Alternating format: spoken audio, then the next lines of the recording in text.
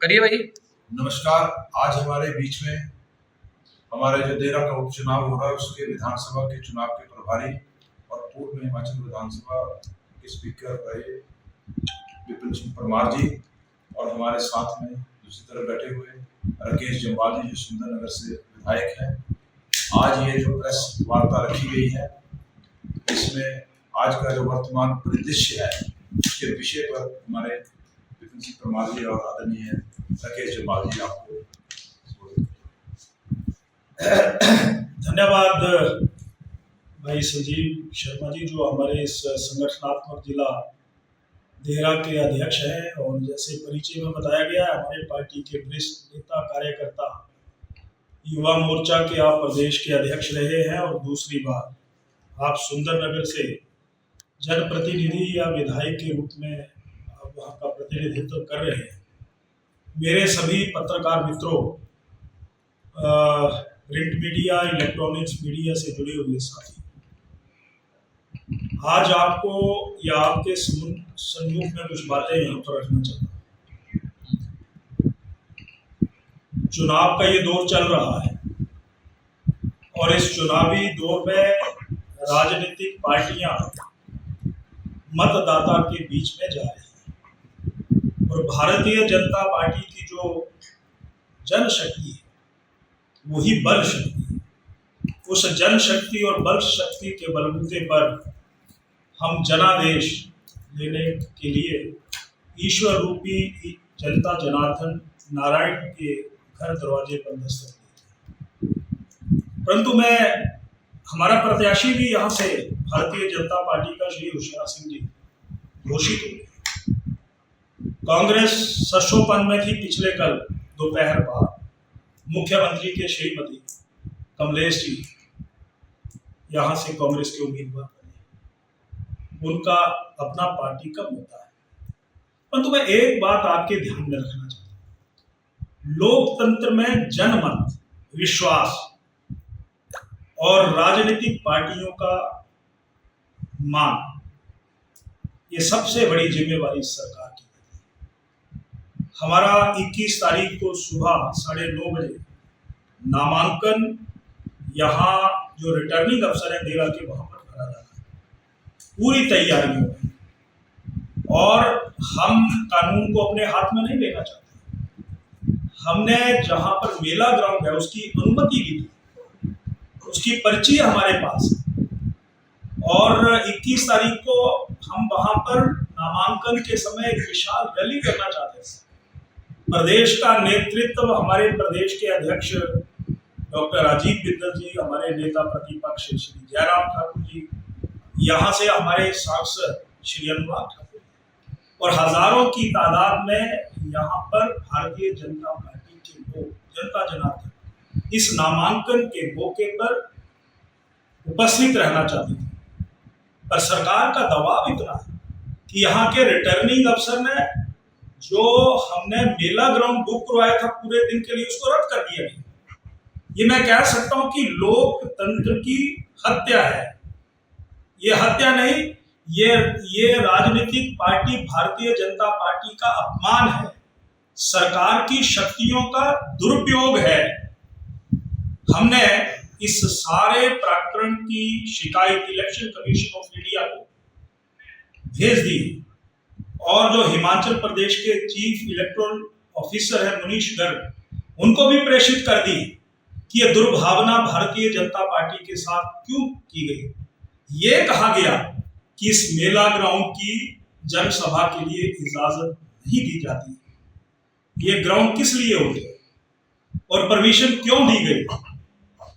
और हमने ये भी इलेक्शन कमीशन ऑफ इंडिया और सीईओ हिमाचल प्रदेश से आग्रह किया है कि इसको तुरंत, जो यहाँ की एसडीएम है, रिटर्निंग अफसर है, उसको तुरंत यहाँ से हटाया जाए और ये शक्तियां बाहर से किसी और अधिकारी को प्रेषित दी जाए, क्योंकि हमें डर है कि सरकार के दबाव में, मुख्यमंत्री के दबाव में, जो अपने पत्नी के धर्म को निभाने के लिए प्रयास कर रहे हैं, उसमें वो कोई भी बड़े से बड़ी अनैतिक काम दबाव में, सरकार के दबाव में कर सकते हैं। इसलिए तुरंत इलेक्शन कमीशन इस पद से उनको हटाए। ये हमने जो निर्वाचन संबंधित उच्च अधिकारी हैं उनके सामने निवेदन किया है। इसको दबा नहीं सकते। जनता कांग्रेस के खिलाफ है और उन्हीं के नेता उन्हीं को चेतावनी दे रहे हैं और ये कह रहे हैं कि अगर मेरे साथ कुछ हुआ, अगर मैं इस जिंदगी के अंतिम सांस लेते लेते अगर चला गया तो उसका जिम्मेवार कोई नहीं, उसका जिम्मेवार हिमाचल प्रदेश के मुख्यमंत्री श्री सुखविंदर सिंह सुक्खू है। एक कांग्रेस का रहा प्रत्याशी, कांग्रेस का वर्षों से जुड़ा हुआ परिवार, उसको अपने सरकारी आवास में 2 दिनों तक नजरबंद रखने के बाद यह कहा गया कि तुम चुनाव नहीं लड़ोगे, हम तुम्हें एक बड़े उच्च पद से नवाज देंगे, आपको हम कैबिनेट रैंक का कोई बड़ा ओहदा देंगे। उसने कहा नहीं, सिद्धांतों के साथ समझौता नहीं। और मैं समझौता क्यों करूं? भगवान ने मुझे सब कुछ दिया है और भगवान ने सब कुछ दिया है तो आज जो हमारे पास जानकारियां पहुंची है कि जब वो भाषण दे रहे थे, जब वो बातचीत कर रहे थे, अपना पक्ष रख रहे थे कि मेरी आवाज, मेरे गले को घोंटा गया, मेरी आवाज को दबाया गया है, एक परिवार में से अपने परिवार की परवरिश के लिए अपनी बीवी को आगे कर दिया है, वो वहां पर बेहोश हो गए, वो अस्पताल में है। वो मैं ये कह सकता हूं कि जो जिस तरीके का स्ट्रोक उनको हुआ है, जिंदगी और मौत के बीच में अंतर कितना होता है, पर भगवान उनको स्वस्थ रखे, उनकी दीर्घायु हो। परंतु अपने राजनीतिक स्वार्थों के लिए मुख्यमंत्री जी इस प्रकार का दबाव बनाना, अपमानित करना, घर के अंदर कमरे के अंदर नजरबंद रखना और बड़े पद के लिए बड़ी जिम्मेवारियों का आश्वासन देना, ये लोकतंत्र का सिद्धांत बिल्कुल नहीं है। तुम्हारी सरकार पिछले 15 वर्षों में लोगों की भावनाओं के रूप उतर नहीं सकी। चुनाव आए, अच्छा है, चुनावों से कुछ महीने पहले देहरा को आप कोई बड़ा सम्मान देते हम स्वागत करते, पर चुनावों की उस दहलीज पर, समय पर आप अगर ये कहें कि हम आपको पुलिस का बड़ा दफ्तर यहां पर दे देंगे, अधीक्षण अभियंता या उससे ऊपर का दफ्तर यहां पर दे देंगे, यानी मतदाता के वोट की कीमत चांदी की तस्तरी में रख करके मुख्यमंत्री जी जिस तरह से आप लोगों को नवाजने की कोशिश कर रहे हैं, ये लोगों को स्वीकार नहीं होगा। लोकतंत्र में प्रत्येक मतदाता जो है अपना प्रतिनिधि विवेक से, आत्मा की आवाज से चुनने का उसको पूर्ण अधिकार है। और वैसे भी आपकी सरकार तो मित्रों के द्वारा और मित्रों के लिए, सुख के लिए सरकार बनाई गई। इस सरकार को अगर मैं ये कहूं कि यहाँ पर भ्रष्टाचार 20,000 करोड़ रुपए 15 महीनों लोन के रूप में लिए गए और 9,000 करोड़ रुपए की और कागजात बनाए जा रहे हैं, वो पैसा कहां गया है? यानी कांगड़ा सेंट्रल कोऑपरेटिव बैंक में अपने मित्रों के करोड़ों रुपए के कर्जों को माफ करने के लिए कहीं ये पैसा तो नहीं लुटाया जा रहा है। हमारे पास सारे के सारे दस्तावेज है, इस चुनावी प्रक्रिया में वो सारे दस्तावेज आपके सामने रखेंगे। कांगड़ा सेंट्रल कोऑपरेटिव बैंक आज एनपीए की स्थिति में आ गया, उसका जिम्मेवार कौन है? उसका जिम्मेवार कोई और नहीं, वर्तमान कांग्रेस की सरकार है। ये मैं कहना चाहता हूं, माफिया का राज, माफिया, चाहे वो रेत माफिया है, चाहे वो शराब माफिया है, चाहे वो ड्रग माफिया है, वो निरंतर समाज में अपने पांव को पसार रहे हैं और यहाँ पर विकास रुक सा गया है।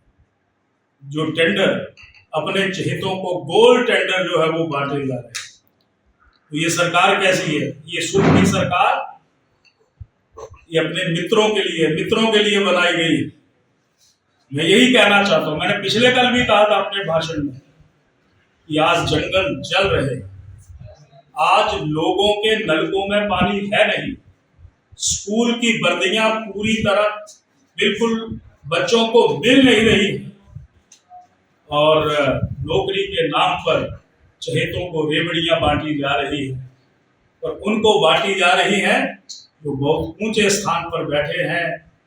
भारतीय जनता पार्टी कांग्रेस का इन तमाम मुद्दों को लेकर के विरोध करती है, और जो यहाँ चुनाव प्रक्रिया के शुरू में ही जिस प्रकार का दबाव बनाने की कोशिश हो रही है, कहीं हमारे किसी साथी ने झंडा लगाया तो अधिकारी आ रहा है कहीं झंडे को उतार दो, ये क्या हो रहा है? इसको रद्द कर दो। भारतीय जनता पार्टी लोकसभा के चुनावों में 68 में से 61 विधानसभा में जीती है और 4 लोकसभा में जीती है। 16% वोट बढ़े हैं 15 महीनों में। हमारी आवाज को क्या दबाया जा सकता है? यानी तो छोटा मोटा काम करने वाला हमारा व्यापारी है, वहां पर अधिकारियों को भेजा जा रहा है, उनको अगर दबाव बनाया जा रहा है, अगर उसका छोटा मोटा भुगतान होना है तो उसके सामने 50 शर्तें रखी जा रही है। तो ये कांग्रेस का जो कृत्य है, अपने पत्नी धर्म को निभाने के लिए भाजपा की आवाज, जनता की आवाज को मुख्यमंत्री महोदय आप दबा नहीं सकते। हो सकता है पार्टी ने आपकी श्रीमती को उम्मीदवार बनाया है, युद्ध में कैसा फैसला जनता करेगी, परंतु ये दबाव किसी सूरत में स्वीकार नहीं होगा। ये सारी बात मैं आपके सम्मुख रखना चाहता हूं। 2 मुद्दों को लेकर के, एक तो हमारा जो ग्राउंड की परमिशन रद्द की गई है, और दूसरा एक व्यक्ति, जनता का प्रतिनिधि, पार्टी उसकी कुछ भी हो, पर अगर दबाव की भावना से उसको अपनी तरफ रुख मोड़ने की कोशिश, और वो व्यक्ति आज अस्पताल में एडमिट है, और उसको प्रलोभन कैबिनेट रैंक के मिनिस्टर का अपनी पत्नी धर्म को निभाने के लिए मुख्यमंत्री जी आप निभा रहे हैं, ये लोगों को स्वीकार नहीं हो रहा है। अब फैसला तो 21 तारीख को होगा।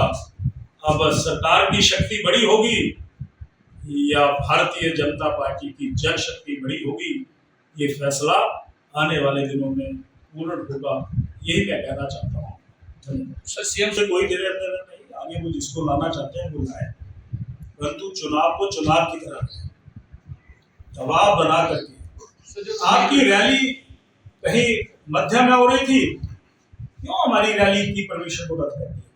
दोनों तरफ रैलियां होती, आपके भी लोग आते, हमारे भी आते, आप भी नामांकन करते अपने श्रीमती का, हम अपने श्री होशियार सिंह जी का करते, हम कोई विरोध थोड़ी कर रहे हैं। क्यों? हम ये डर उनको पहले से सताना शुरू हो गया, ये अनैतिक काम करना उन्होंने अभी से शुरू कर दिया। और एसडीएम महोदय हमारा फोन ही नहीं सुन रही है। अब हमने इलेक्शन कमीशन को कहा इसको बदला जाए।